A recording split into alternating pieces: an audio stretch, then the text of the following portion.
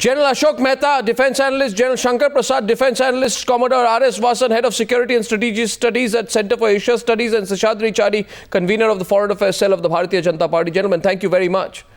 My question tonight is about the Pakistan apologists. Those who consistently take, surprisingly, even when it defeats logic, a pro-Pakistan position on issues, almost as if they have a vested interest in continuing a dialogue that is reaching nowhere. General Shankar Prasad, what does this lobby, this pro-Pakistan lobby, ever achieve? What has this lobby ever achieved that they continue to be apologists for Pakistan?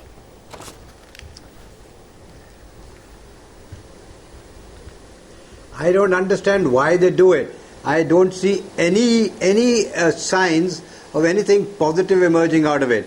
Arnab, every time such an incident occurs, the whole nation goes into a mode of anger, goes a mode into anguish. And within a week or 10 days, we all forget about it. Let me be politically a bit incorrect this evening to say that this will also go away in the next 1 week or 10 days, just as the beheading of Indian soldiers went on the 8th of January. Having said this, let us put the whole India-Pakistan relationship into perspective. There have been such gross human rights violations, a number of them. I can go on counting till the cows come home. The Mumbai attack, the Parliament attack, the Akshardham attack, the killing of Jamil Singh, the beheading of Indian soldiers, the beheading of Saurabh Kalia. There are innumerable human rights violations and aggressive and outright actions against India. We have 45 terrorist camps still existing across the line of control, and we can do nothing about it. We've been talking about it for the last so many years. The point that I wish to make today is this, Arnab, that how long are we going to say? Every time such an incident occurs, we say, this is the last time, we will not take it anymore.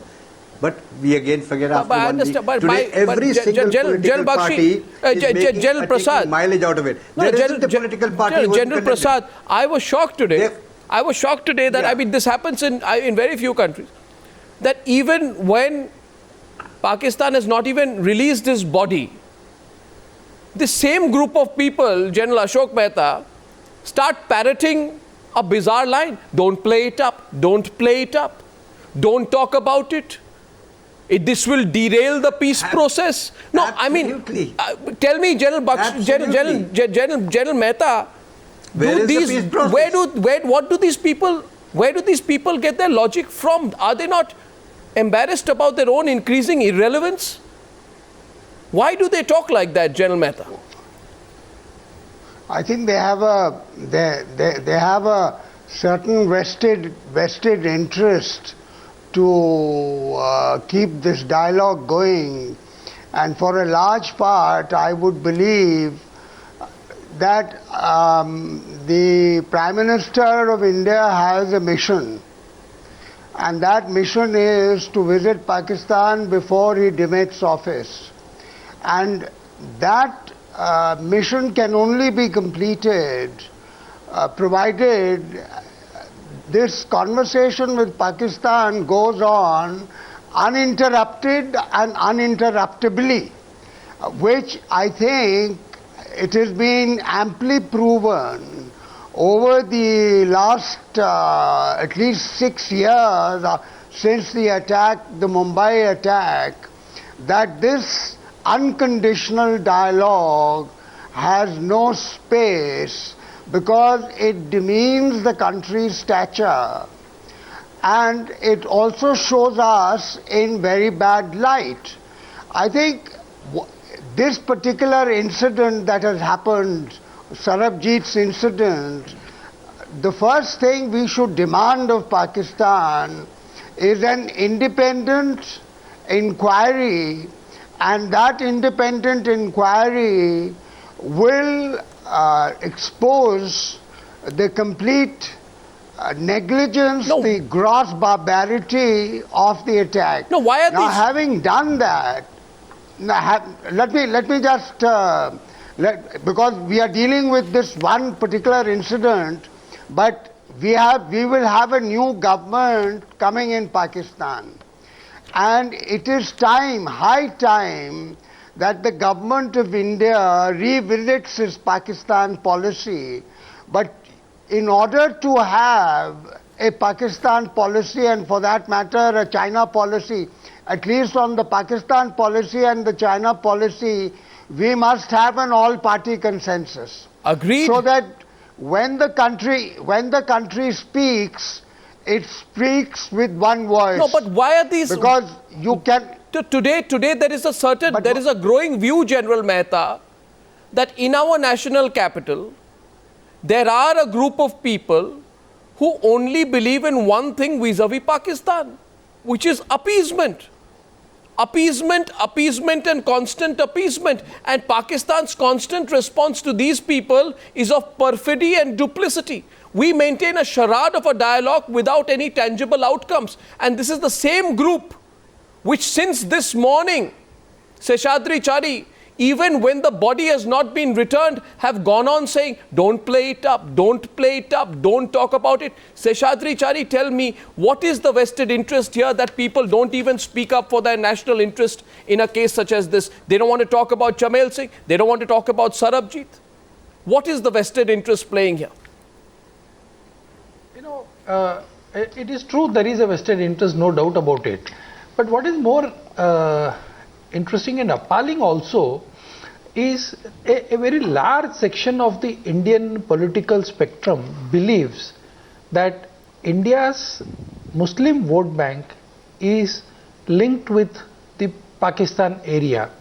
So if you keep speaking or talking about Indo-Pakistani relationship and maintaining peace between India and Pakistan, and if you keep on telling that you appease Pakistan, that way, they look at that appeasement of Pakistan as part appeasement of the Indian Muslim voter. Unfortunately, it is an absolutely wrong and absurd premise.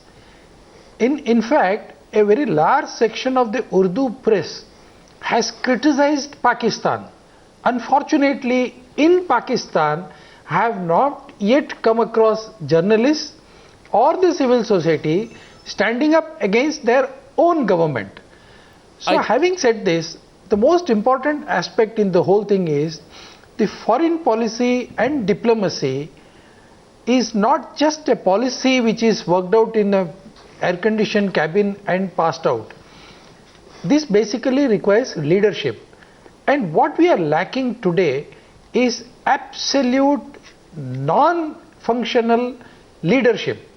From Pandit Jawaharlal Nehru down to Vajpayee, through Indira Gandhi, P.V. Narasimha Rao, even Rajiv Gandhi, I.K. Gujral and Vajpayee, we had real leaders as prime ministers who could lead the foreign policy and also the diplomacy of this country. Unfortunately, that is woefully missing from 2004 till 2013, and that is the result of this. However much General Mehta may say about consensus between political parties, unless there is a leadership at Delhi, sir, these things cannot take place. Sir, can I be more direct? Wow. No, can I just be a little bit more direct? Just 1 minute, sir. I think you raised I think you raised very important points, but Seshadri Chari, I would just like to place my position that anybody who tries to link religion or communal politics with India's position on Pakistan is completely and utterly foolish. Their history has proven that the minority population in this country is as nationalistic as any other part of this country. Anybody who makes that assumption doesn't understand this country. But I just want to ask a more basic question. My question is this, sir. Watch it. There are a group of people, for example, who say, Commodore Vasan, I want to ask you, who say, the same group of people say it's okay to attend ISI-sponsored seminars in America. What is the problem with it? The same group of people say, oh, let's have plebiscite in Kashmir. The same group of people say, oh, India's done a great thing in Sharm el-Sheikh when 7 months after 26/11, in our extreme act of magnanimity, we de-link terror with the composite dialogue process, and when we capitulate and we also mention Baluchistan in the same time, the same group of people say great. So am I wrong in assuming, Commodore Vasan, that there is a group of people in India? There is a group of people in India holding Indian passports who take strangely pro-Pakistan positions. Am I wrong in that assumption? You are not at all wrong, I must say, and it's quite clear, even the other panelists have brought out that there are these vested groups. Why is it so? It's something to do with the national psyche and also the leadership deficit that we are experiencing right now.